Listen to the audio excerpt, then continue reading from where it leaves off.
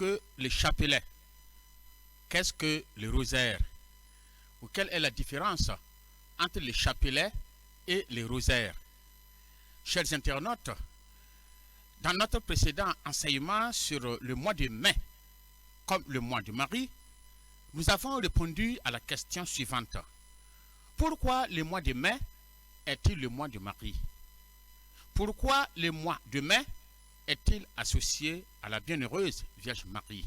La réponse que nous pouvons donner en guise de résumé est que c'est parce que nous trouvons que la beauté de la bienheureuse Vierge Marie est comparable à celle de la beauté de la nature du mois de mai. Et au cours de cet enseignement, nous allons répondre à cette question. Qu'est-ce que le chapelet ou le rosaire? Quelle est la différence entre le chapelet et le rosaire? En effet, le mois de mai, qui est le mois de Marie, et au cours duquel on l'invoque à travers le chapelet ou le rosaire, est une bonne occasion, une bonne opportunité de redécouvrir cette simple, belle, merveilleuse prière qu'est le chapelet. Une prière qui, dans sa grande simplicité, permet de méditer à travers et avec le regard de la bienheureuse Vierge Marie toute la vie de son Fils. Ainsi, au sens strict, le chapelet est un petit chapeau. Chapelet, petit chapeau. Parce qu'au Moyen-Âge, on avait coutume de couronner de roses les statues de la bienheureuse Vierge Marie. Chaque rose symbolisa une prière, d'où le mot de rosaire. Rosaire, c'est cette couronne que l'on fabrique avec les fleurs appelées roses, dont on se sert pour orner les statues de la bienheureuse Vierge Marie. Rose, rosaire. Cette prière à Marie est née peu à peu dans la piété de l'Église, pour ne se fixer dans la forme définitive que nous connaissons que vers 1500. Pourtant, dès le XIIe siècle, Saint Bernard contribua à développer cette prière sous la forme naissante du chapelet ou du rosaire. Et Saint Dominique, au siècle suivant, en répandit l'usage en prescrivant à ses religieux de porter un chapelet à leur ceinture.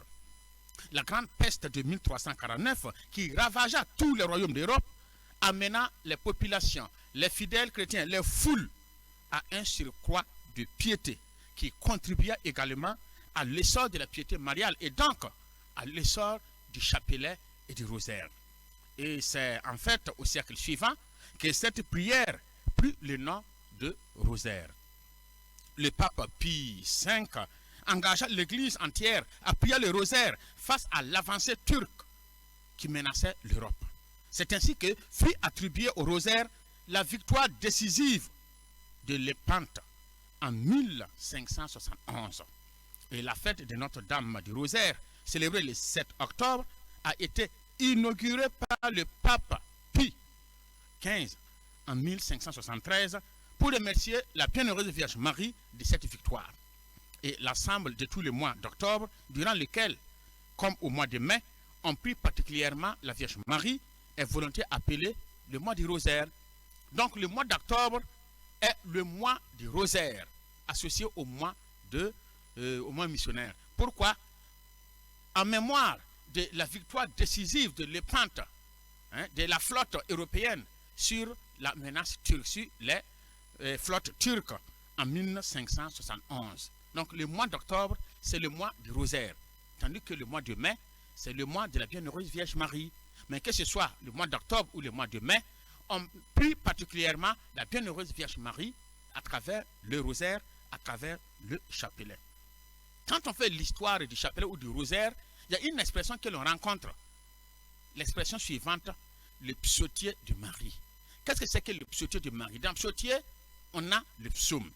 Ou bien, à l'origine, un rosaire comprenait 150 « Je vous salue Marie », nous le savons. Au début, le rosaire contient 150 « Je vous salue Marie ».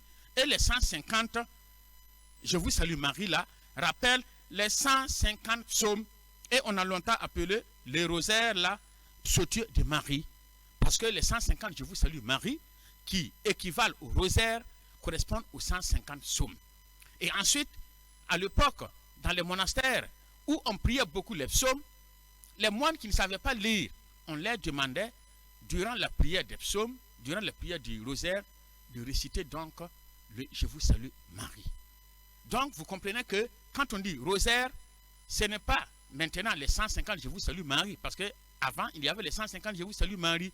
Maintenant, il y a ces 200 Je vous salue Marie. Parce qu'en 2002, le Saint-Pape Jean-Paul II a ajouté un autre mystère, d'autres mystères, le mystère lumineux. Donc, le rosaire, c'est l'ensemble des 200 Je vous salue Marie.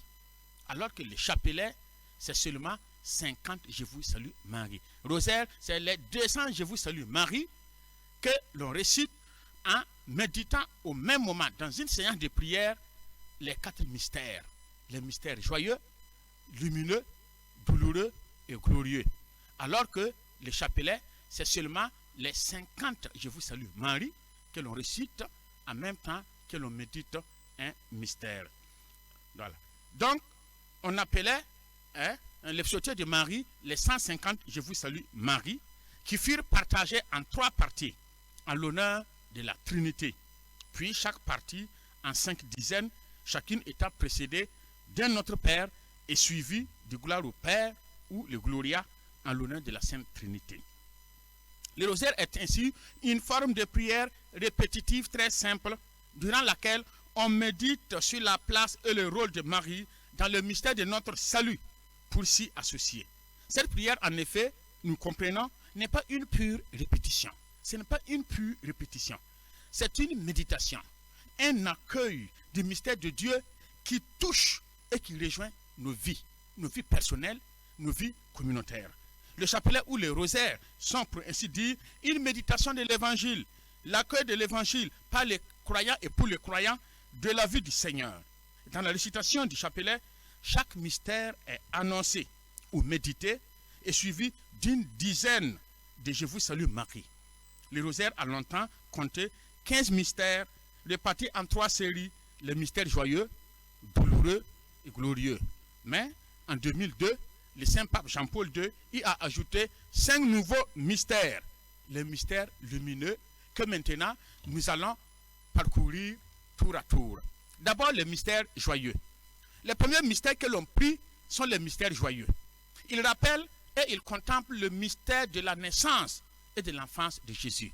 Ce sont, c'est-à-dire le premier mystère joyeux, l'annonciation. L'ange Gabriel est envoyé par Dieu à Marie pour lui annoncer quelle serait la mère du Sauveur. Luc 1, 26-38. Deuxième mystère joyeux, la visitation. Marie rend visite à sa cousine Élisabeth. Elle aussi enceinte, malgré son âge et sa stérilité. Elle mettra au monde Jean-Baptiste, le précurseur. Marie chante alors le Magnificat, son action de grâce. Luc 1, 39-56. Troisième mystère joyeux, la nativité. C'est la naissance de Jésus à Bethléem, ainsi que la joie des bergers, la joie des pauvres, la joie des anges, l'adoration des rois mages venus d'Orient. Luc 2, 1, 21. Quatrième mystère joyeux, la présentation de Jésus au temple, comme la loi juive le demandait pour tout premier-né masculin, pour tout premier-né de sexe masculin. Joseph et Marie se conforment donc à cet usage. Simeon et Anne reconnaissent en Jésus l'enfant Messie, entendu par Israël. Luc 2, 22-40. Enfin, cinquième mystère joyeux, le recouvrement de Jésus. Lorsque Jésus est retrouvé au temple, au terme de 3 jours, au cours des pèlerinages effectués par Joseph et Marie, comme c'était la coutume. Luc 2, 41-51. Ensuite, nous avons les mystères lumineux.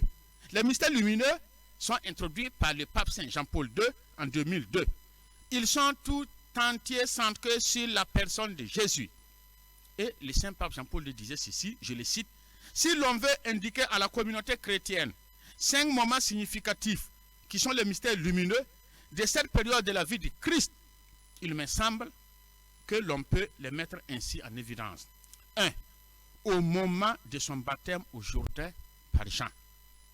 Là, c'est Marc 1, 21. 2. Dans son auto-révélation aux noces de Cana. Jean 2, 1, 12. 3. dans l'annonce du royaume de Dieu avec l'invitation à la conversion. Marc 1, 15, Marc 2, 3, 13, Luc 7, 47, 48. 4. Dans sa transfiguration. Luc 9, 35. Et enfin 5. Dans l'institution de l'Eucharistie, expression sacramentelle du mystère pascal. Jean 13, 1. Chacun de ces mystères lumineux est une révélation du royaume de Dieu, désormais présent dans le monde, sur terre, parmi nous, dans la personne de Jésus, son Fils, notre Sauveur. Le mystère douloureux. Le mystère douloureux s'associe à la passion et à la mort de Jésus. D'abord, premier mystère douloureux, l'agonie de Jésus au jardin des Oliviers. Matthieu 26, 36, 56. 2. La flagellation. Marc 25, 15. 3.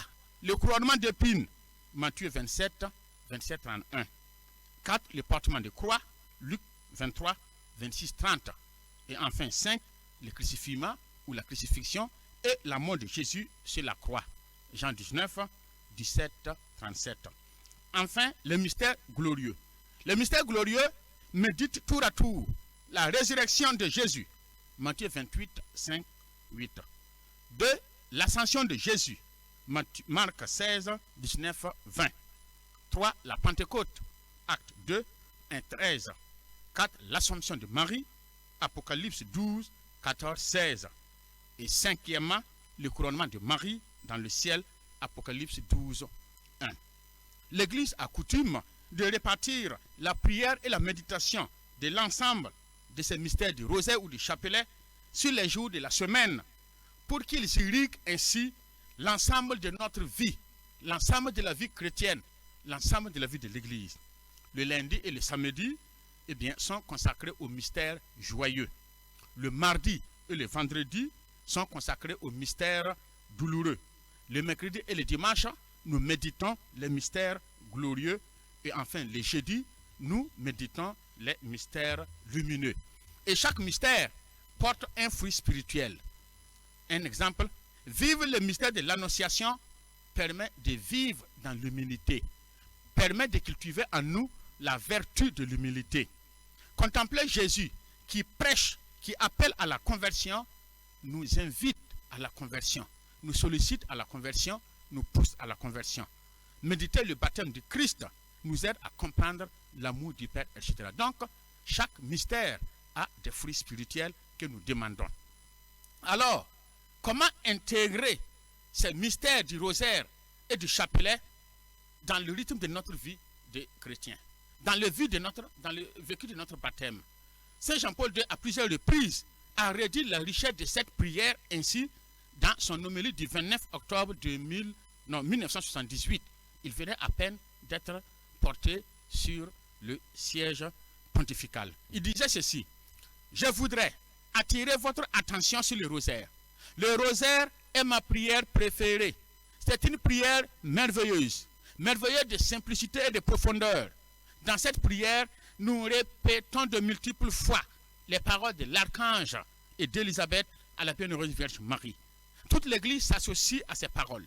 Sur l'arrière-fond des Ave Maria défilent les principaux épisodes de la vie de Jésus-Christ. Réunis en mystère joyeux, douloureux, glorieux et lumineux, ils nous mettent en communion vivante avec Jésus et à travers le cœur de sa mère, pourrions-nous dire. En même temps, nous pouvons rassembler dans ces dizaines de rosaires tous les événements de notre vie individuelle ou familiale, de la vie de notre pays, de l'Église, de l'humanité, c'est-à-dire nos événements personnels ou ceux de notre prochain, et en particulier de ceux qui nous sont les plus proches, qui nous tiennent le plus à cœur. C'est ainsi que la simple prière du rosaire ou du chapelet s'écoule au rythme de la vie humaine, au rythme de la vie chrétienne, au rythme de la vie de l'Église. Alors, chers internautes, tout au long de ce mois de mai, redoublons d'efforts dans la récitation du chapelet ou du rosaire. Ainsi, ne passons pas une journée sans réciter le chapelet, au moins une dizaine de chapelets. C'est un mois spécial, car Marie, à laquelle il est dédié, est une femme spéciale. Oui, chers amis, ne passons pas un jour sans réciter le chapelet tout au long de ce mois de mai. L'Église a remporté des victoires sur ses ennemis, sur les maladies, les pandémies, les guerres, les conflits, par la récitation du chapelet ou du rosaire. À tous les moments critiques, difficiles de l'Église et du monde, les papes ont toujours invité et demandé au peuple chrétien de prier le chapelet ou le rosaire. Il ne peut en être autrement pour les fidèles à tous les niveaux. Dans nos familles, dans nos CCB, dans nos églises locales, récitons le chapelet. Marie a échappé au péché originel. Elle a remporté la victoire sur le diable et elle a promis la victoire sur les forces du mal et la mort à tous ceux qui réciteraient régulièrement le chapelet et le rosaire. Oui, chers amis, Marie a promis la victoire sur les forces du mal, la victoire sur la mort à tous ceux et à toutes celles qui réciteraient régulièrement le chapelet, le rosaire. Avec Marie, chers amis, tout est assuré. Voilà. Récitons le chapelet. Confions-nous à Marie. Demandons-lui de veiller sur nous et de nous garder. Parce que tout ce que garde Marie est bien gardé. Tout ce que la Vierge Marie garde est bien gardé. Et comme nous l'enseigne un proverbe de la savane, rien n'arrive au petit du scorpion sur le dos de sa mère. Avec Marie, la victoire est assurée. Avec Marie, la victoire est garantie. Avec Marie, la victoire est sûre. Avec Marie, la victoire est certaine.